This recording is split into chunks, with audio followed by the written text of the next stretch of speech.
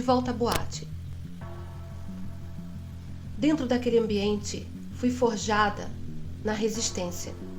Vi a humanidade em suas formas mais cruas e autênticas.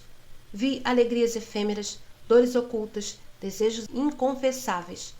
Aprendi a observar, a sentir, a compreender as sombras e as luzes dentro de cada ser humano. E no meio disso tudo, fui preparada. Foi ali também que conheci o Tony. No dia em que o vi pela primeira vez, trazia em minha cintura um acessório como uma estrela. E a estrela sempre foi um símbolo da nossa história, um sinal de algo maior nos guiando, unindo nossos caminhos. Será que tudo aconteceu para que eu estivesse ali, naquele exato momento, para que minha presença fosse um farol na vida do Tony? Hoje, olhando para trás, vejo que aquele tempo na boate não foi um desvio, mas parte do caminho. Foi ali que aprendi sobre mim mesma, sobre os outros, sobre a força invisível que me guiava.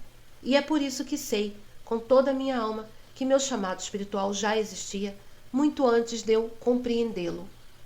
Deus me buscou onde eu estava, da maneira como eu podia entender naquele momento, e me preparou para algo maior. E eu, que um dia me perguntei por que fui escolhida, hoje compreendo. A luz brilha nas sombras, querendo você ou não. E muitas vezes é lá que Deus nos encontra.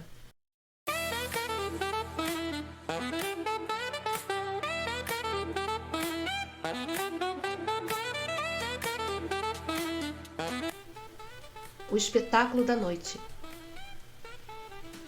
A música Unfinished Sympathy, Massive Attack começava. A batida vibrava no chão e no peito de quem assistia. As luzes piscavam em tons de vermelho e dourado, refletindo no palco brilhante. E então eu entrava, deslumbrante, vestindo um maiô preto de paetês que cintilava sob os holofotes. Meus cabelos longos esvoaçavam conforme eu girava, cada movimento calculado para seduzir, impressionar e hipnotizar.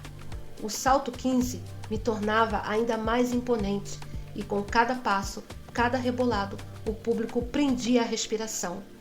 A música envolvente ditava o ritmo. Eu arqueava as costas, jogava a cabeça para trás, sentindo os fios dos meus cabelos tocarem minha pele, enquanto meu corpo deslizava pelo palco com uma fluidez quase mágica. Eu subia no pole, girava com a precisão de quem ensaiou cada detalhe, e quando minhas pernas envolviam o metal brilhante, o salão inteiro parecia explodir em gritos e aplausos. O momento mais impactante vinha quando eu descia lentamente do pole dance, minhas mãos tocando a pele com uma leveza hipnotizante, até que meus pés tocassem o chão. Em um movimento ágil, me erguia novamente, encarando a plateia com um olhar intenso e misterioso.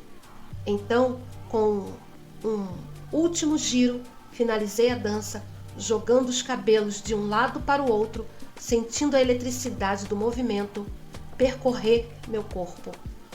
A multidão aplaudia de pé. Eu sorria, sentindo a adrenalina pulsar, mas também algo além disso, como se, naquele instante, eu fosse mais do que apenas uma dançarina.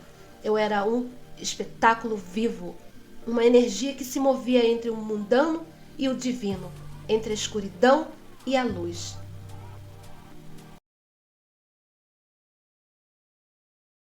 A boate estava cheia naquela noite, mas eu estava concentrada no meu próprio mundo, apreciando um espumante depois de uma longa apresentação, quando meus olhos se cruzaram com os dela. Uma mulher parada no fim do corredor. Ela era idêntica a mim. Mesma roupa, mesma sandália de salto, mesmo cabelo impecável. Até a forma como segurava a taça era igual. Mas o que me deixou realmente irritada foi o deboche na expressão dela. Quem essa mulher pensa que é? Sem tirar os olhos dela, puxei o braço da minha amiga Débora. Minha amiga inseparável. Débora, olha lá no fundo daquele corredor, mas olha discretamente para a moça não perceber. Débora, curiosa, olhou para o final do corredor. Tá vendo essa mulher? Ela tá vestida igualzinha a mim e ainda fica me imitando. Olha isso, Débora. Débora franziu a testa e olhou de novo. Depois esfregou os olhos como se não acreditasse. Tu tá de brincadeira, né, amiga? Eu a encarei sem entender a reação dela. Brincadeira o quê, Débora? Essa mulher tá me zoando? Foi então que Débora segurou meu ombro, tentando conter o riso, e falou com a voz cheia de sarcasmo. Amiga, é você no espelho. Hã? Aquele corredor lá no final é um espelho, quer ver? Dá uma voltinha aí. Eu girei em torno de mim mesma e a mulher lá no fundo fez o mesmo. O meu cérebro levou um segundo para processar, então... Plim! A ficha caiu. Era eu! Aquela mulher debochada era só o meu reflexo. A Débora não aguentou e caiu na gargalhada, segurando na parede para não tombar. Ai, meu Deus. E eu, ainda chocada, comecei a rir também. Meu Deus, eu achei que eu tinha ficado maluca, que tinha uma mulher me imitando, esfregando na minha cara que eu estava mais arrumada, que ela estava mais arrumada do que eu. Ai, que loucura. A gente se jogou no sofá rindo tanto que as meninas começaram a vir perguntar o que estava acontecendo. Quando explicamos, ninguém conseguia mais parar de rir. Por semanas, toda vez que alguém se olhava no espelho, alguém falava: olha lá, uma mulher igualzinha a você te imitando. E a risada começava tudo de novo.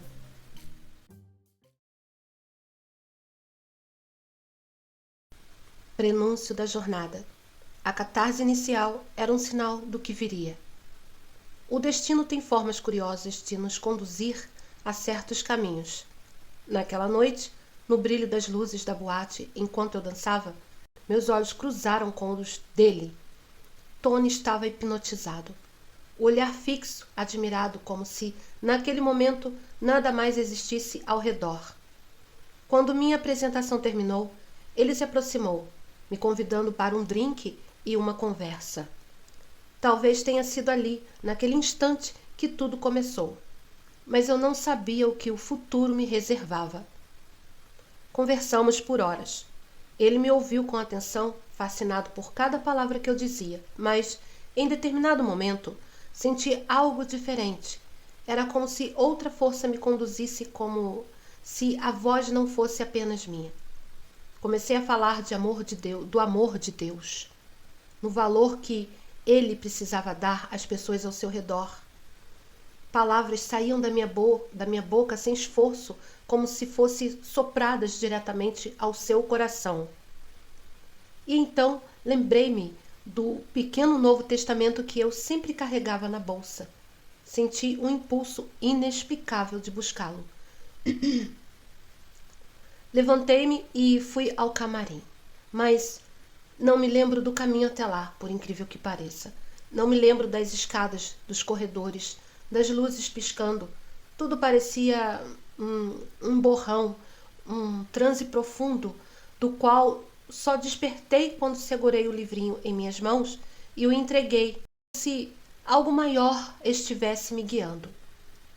Ele pegou aquele presente com carinho, segurando-o como se fosse algo precioso, e, até hoje, ele carrega consigo.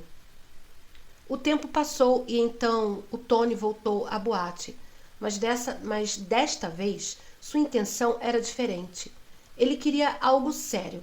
Suas palavras eram cheias de certezas e de promessas. Mas havia algo que me inquietava. Ele ainda morava com uma mulher. Tinha um filho de 7 anos. E eu hesitei. Eu não queria. Como eu poderia confiar? Mas ele me garantiu que aquele relacionamento já havia terminado há muito tempo, que só dividiam o mesmo teto, nada mais. Eu queria acreditar.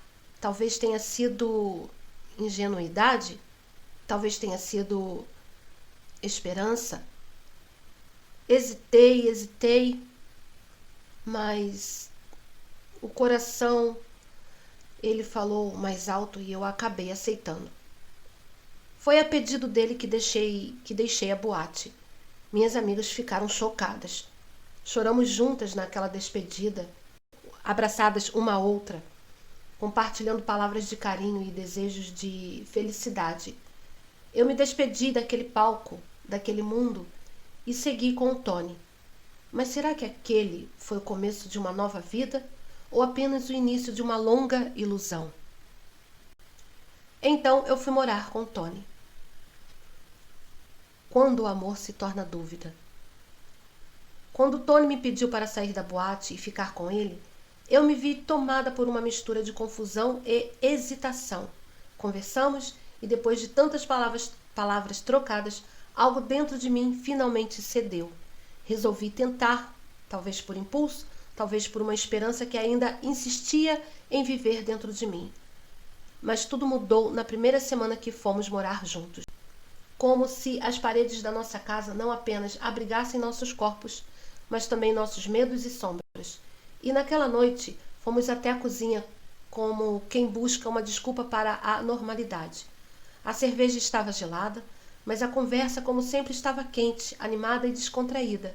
Foi então que ele disse com um tom aparentemente casual: se a outra não tivesse mudado, eu não teria largado ela.